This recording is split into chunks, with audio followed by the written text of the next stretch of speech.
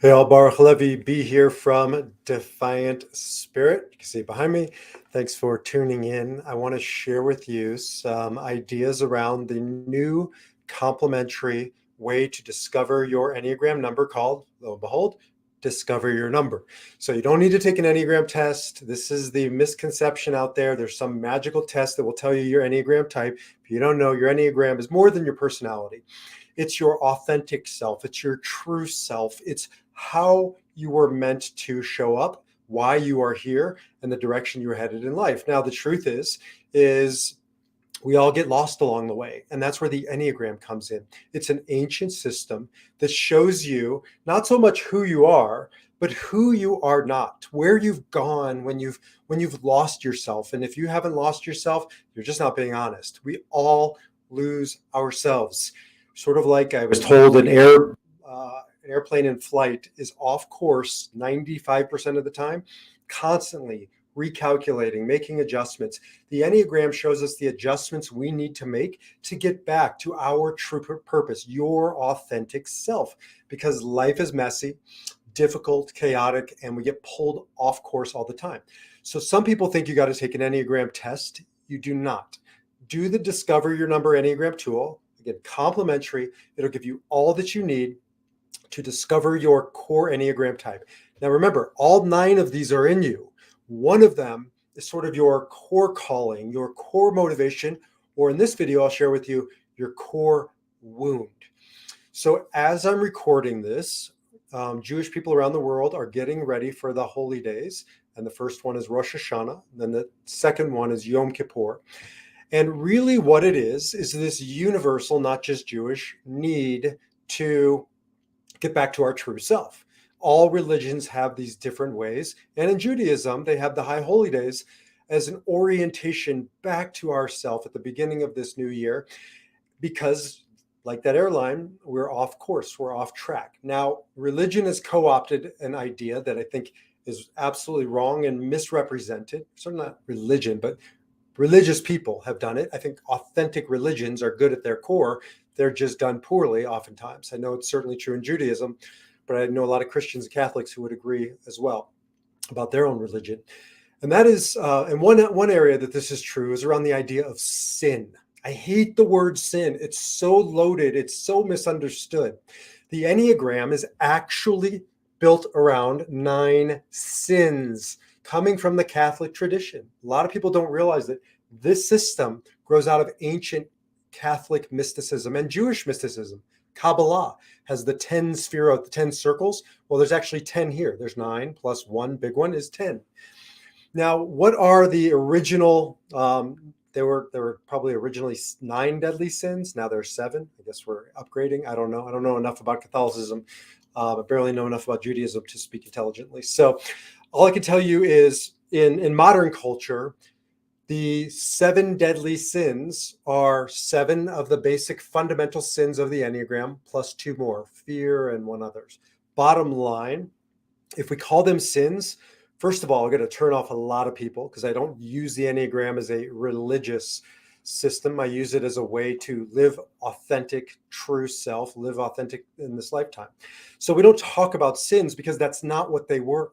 At least in Judaism, the original Hebrew for sin is not you're a bad person, you've done something immoral. Still, to this day and age, the Hebrew word for sin, or at least there's a couple of them, chet is literally, it's an archer's term. So it means missing the mark. So what is a sin? We're supposed to shoot our lives in a direction down a path, right? Which is what the word Torah means. Literally, it's an archer's term meaning to shoot. So Torah is a direction. Halakha, Jewish law, is the path. You have Taoism, which means the way. You have in Christianity, it's called via, the way. You have in every tradition, the way, the path. These are directions that these religions are supposed to help take us down in life, understanding that we missed the mark. Well, in Judaism, Torah or halakha, the direction we head, and then we drift, we stray, all of us do. So how do we get back to the path? We teshuva, we return. That's what it means. Now, it's oftentimes translated as repentance. Again, a misfortunate translation. To return to the path. Another word, Hebrew word for sin is avera. Avoid means to stray off the path, to go off the path. So we do this straying and this returning, this straying and the returning. We don't need to be Jewish to do it. We're humans. We do it all the time. We don't do it annually. We should be doing it weekly and daily, a constant check-in of our path, where we were headed, where we've gone, and how to return. It's fundamental, it's primal, it's needed and necessary. Now, if you're like me, you don't have a system. I don't practice Judaism per se anymore. I believe deeply in sort of the basic tenets of it, and I've made it my own. I'm a spiritual mutt. Part of my practice of Buddhism and yoga and Judaism and all these good things. But I need a daily system as I'm out in the real world navigating. How do I check in? Where am I going? And how do I return? And that's where the Enneagram is just so profound. So this is the Enneagram, 9 fundamental directions. We'll do this one another time. These are the basic names of the Enneagram. But I want to show you, it's also 9 basic wounds of the Enneagram. When we go deeper into the Enneagram, you'll take my system, you'll buy my system, you'll engage me in coaching. What I do with clients is we look at the 9 fundamental wounds, remembering we have all 9 of these within us. Okay, but you have one of them that is your dominant wound, that is your core wound. When did this happen? Before birth, in a previous life, at birth, in childhood, in your adolescent years? Yes. I don't know. I don't have the answer. I think most things in life are complex, and this is certainly one of them. But our wound is our wound. Again, I have all 9 of these within us. These, again, I'm not calling them sins because they're not sins. They're areas where I'm exposed, where I'm vulnerable, where I'm lost, where I tend to lose myself.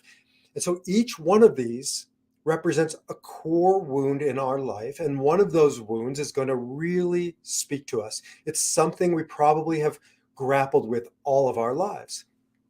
And so the work of the Enneagram is to identify the ways we have strayed or straying all day, every day, how we then try and cover up the wounds, cover up the vulnerabilities, cover up the weaknesses, the fears. And that leads us to a life of reaction. So what the Enneagram can help us do is to become mindful about the soft spots in our lives, pay attention to them, know that that's where we go astray with each of these wounds, and then come back, repent, return back to our highest self, our true self, so we don't have to live a life of reaction based on these wounds. I'll run through them really quickly. The wound of Enneagram 1, called the perfectionist or the reformer, is they live with the feeling like they're not good people, immoral, unethical. It's not true. These wounds aren't true. These are our demons. These are our shadows. They got our number.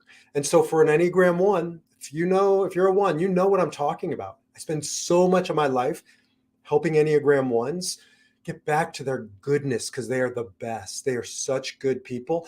The problem is they don't know it. That's part of the shadow. That's part of the wound.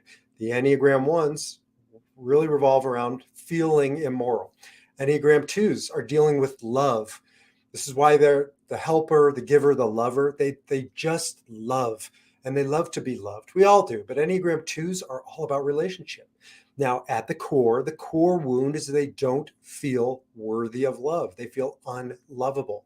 So a lot of the work we do is returning back from that place of the wound of unlovable, knowing that they are so worthy of love. I mean, everybody is, but they are just truly loving and lovable human beings.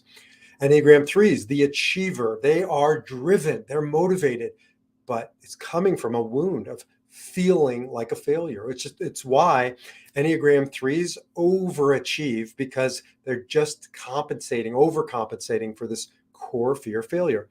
If they're not conscious, if they're reactive, our work is to not be reactive, but to respond. Enneagram 4s they grapple with a few things, not the least of which is loneliness. I don't just mean being alone.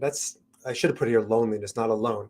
I mean profound existential loneliness. So many Enneagram 4s have lost themselves in the darkness of life, and their work is to realize that they are special, they are originals, they are unique, and the world needs their voice, their contribution. And so standing guard against that existential darkness and feeling of suffering and loneliness. Enneagram fives, the thinker, the investigator, they're fearing, or they fear being depleted, running out of resources. They're thinkers. There's a lot of anxiety in the thinking types, and they're just afraid. They're afraid they're not going to have enough, not enough knowledge, enough money, enough energy. And so they're always fearing this, and this can cause them to live in reaction.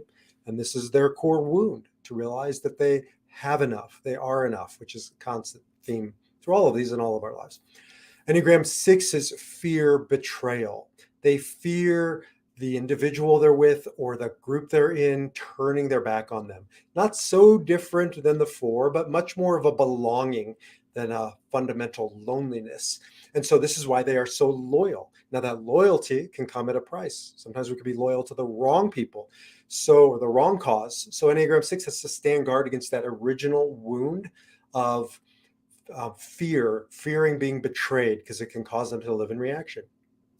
Enneagram 7, the enthusiast, the visionary, the optimist. This one was a little harder for me to nail down to a wound. I don't think a lot of people might say this is their wound, but to me, it is the Enneagram 7 wound, because they're afraid that they're shallow. I don't just mean, superficial, judging people based on how they look or money and all that kind of stuff. I mean, they get scared when we start to go deep, and that can be in a relationship. I see them sort of bailing oftentimes when the relationship gets too heavy, too deep. The conversation with a 7 may get deep or dark, and you can see a 7, if they're not doing their work, it starts to get into their fear that they can't handle what's beneath the surface. And so they run, they go wide, they don't go deep. Again, when they're reacting, when they're running, when they're straying off their path, the work of a 7 is to come back, to stop running, to stand their ground, to go wide, deeper, not wider, and to know that they have what it takes to withstand whatever they find in the depths. Enneagram 8, my core type, the challenger. We come across as tough, hard driving, not afraid of conflict. We're scared. And each and every person, there's a scared little boy or girl that was hurt or betrayed like the 6, that feels like they're unlovable like the 2. And so their reaction has not been like to go into relationship like 2s or form community like 6s. It's to fight. It's to, justice and a cause and power through things. And so we bring an intensity to it, which is good as long as it's coming from a place of responding and not fear, not reacting. And it can come when we don't admit that we are afraid, that we feel vulnerable, that we feel scared, that we feel weak. And so that's our core wound. And last but not least, Enneagram 9, the peacemaker. I could have put conflict here because they don't like conflict, but I don't really think it's about conflict. I think in counseling 9s and in guiding 9s, the peacemaker, to me, it's more about they're scared that they're going to be lost. They're going to lose their way. They're going to forget themselves, right? And they won't be able to find their way back home to themselves, to comfort. That's where conflict disrupts them. They're afraid that the conflict is going to cause the home to break apart, the relationships to break apart. And so there's this battening down the hatches with a 9. There's sort of a closing down. There's a hunkering down kind of a thing. And in the process, they can lose themselves, and they're afraid of being lost. So each one of these is a core wound. Each one is what this particular type is afraid of unconsciously. And our work is to become conscious, is to pay attention to how we stray in our lives, how we stray during the year, during the week, during the day, and pathways back.